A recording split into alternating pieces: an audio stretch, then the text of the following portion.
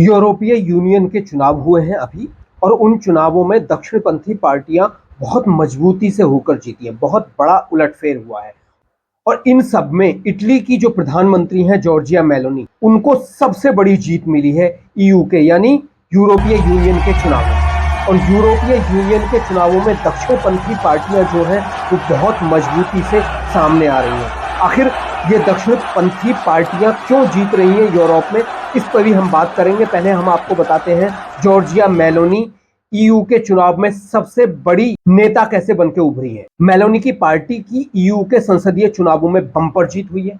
27 देशों के यूरोपीय यूनियन के चुनाव में इस बार बड़ा उलटफेर देखने को मिला है। इस बार के चुनाव में कई देशों की दक्षिणपंथी पार्टियों ने जीत हासिल की है। इटली की प्रधानमंत्री जॉर्जिया मेलोनी की धुर दक्षिणपंथी party Brothers of Italy EU चुनाव में सबसे बड़ी पार्टी बनकर उभरी है।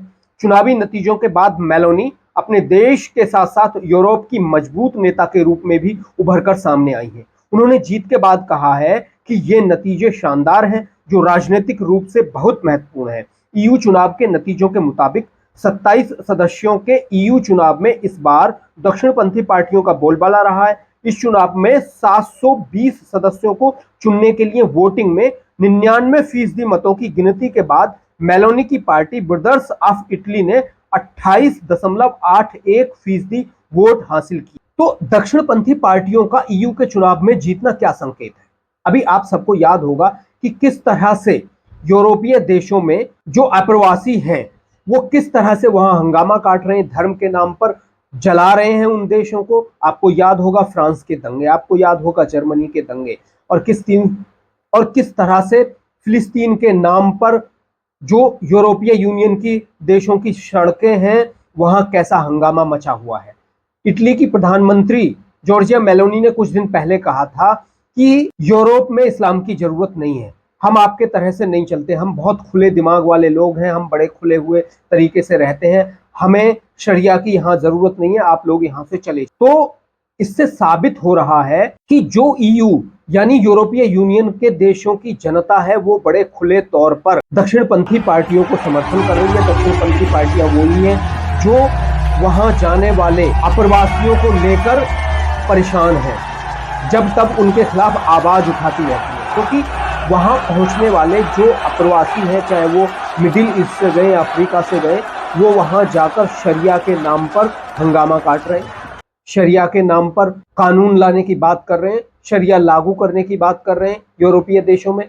ऐसे में यूरोपीय देशों के जो स्थायी निवासी हैं वो परेशान हो गए पूरी तरह से। उनकी परेशानी अब सड़कों पर उतरने लगी है। आपको याद होगा फ्रांस में जब दंगे हुए थे तो फ्रांस के दंगों को वहां की जो पुलिस थी वो पुलिस भी नहीं संभाल पाई थी। जब वहां के स्थानीय निवासी उन दंगाइयों के सामने खड़े हुए तब जाकर वो दंगे शांत हुए थे। उसके बाद से ऐसा माना जाता है कि ईयू के देशों यानी कि यूरोपीय यूनियन के देशों के जो लोग हैं, जो स्थायी निवासी हैं वहां के, वो अब खड़े होने लगे अपने देश को बचाने के लिए, अपने लोगों को बचाने के लिए। वहां की जनता अब शरिया कानून के खिलाफ खड़ी होने लगी है। तो ऐसे में जो दक्षिणपंथी पार्टियां हैं, राष्ट्रवादी पार्टियां हैं, उनका जीतना कोई बड़ी बात नहीं। जॉर्जिया मेलोनी ने बड़े क्लियर तौर पर जिस तरह से कहा है कि वो किसी भी तरह से शरिया को यूरोप में एक्सेप्ट नहीं करेंगी, तो इससे वहां के लोग उनके साथ खड़े हो गए और यूरोप में आज वो सबसे बड़ी नेता के तौर पर सामने आई। 27 देशों के यूरोपीय यूनियन में जो ये चुनाव हुए हैं ये साबित कर रहे हैं कि वहां के लोग अपने देश को बचाने के लिए खड़े होने लगे। अब वैसे ही यूरोप के देशों में जो वहां के स्थायी निवासी हैं उनकी जन्म दर बहुत कम है, और उनकी जन्म दर कम होने की वजह से यूरोप के देशों में मूल निवासियों की कमी होती जा रही है। और जो इन्फिल्ट्रेटर्स हैं, जो अप्रवासी बाहर से यूरोप में पहुंचे हैं, वो 10-10 8-8 बच्चे पैदा कर रहे हैं, और उनकी जो जन्म दर है वो बहुत ज़्यादा है यूरोपीय यूनियन में। तो इस वजह से यूरोपियन यूनियन में जो स्थायी निवासी हैं, जो वहाँ के मूल यूरोपियन हैं, वो अल्पसंख्यक होने की कगार पर पहुंच जाएंगे बहुत जल्दी। ऐसे में सवाल ये उठ रहा है कि क्या इस्लाम यूरोपीय यूनियन में सबसे बड़ा धर्म बन जाएगा आने वाले समय में?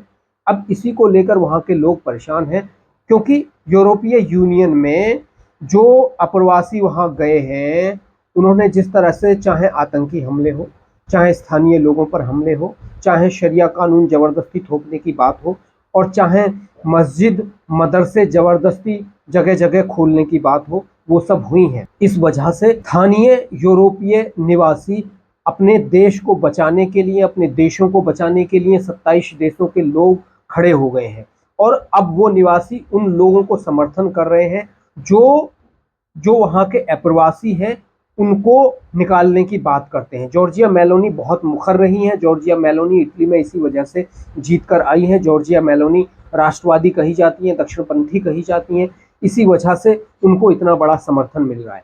ऐसे में सवाल ये है कि यूरोप किस तरह से बदलाव के दौर से गुजर रहा है। ये बहुत बड़ा सवाल है यूरोप वासियों के सामने और दुनिया के सामने कि यूरोप वासी अपने देश को बचाने के लिए, अपने लोगों को बचाने के लिए, अपनी परंपराओं को बचाने के लिए किस तरह से खड़े होते। देखिए, वो लोग बड़े खुले रहे हैं, उनके यहाँ सभी को स्वीकार किया जाता है, लेकिन जब उन पर कोई चीज थोपी जाती है, जब उन पर कहा जाता है कि नहीं तुम भी ऐसे रहो, तुम गलत तरीके से रहते हो, तुम भी शरिया के तहत रहना शुरू करो, तो वो लोग परेशान। अब वो लोग परेशान तो होंगे ही जब उन पर उनके देश में ही हमले शुरू हो जाएंगे तो।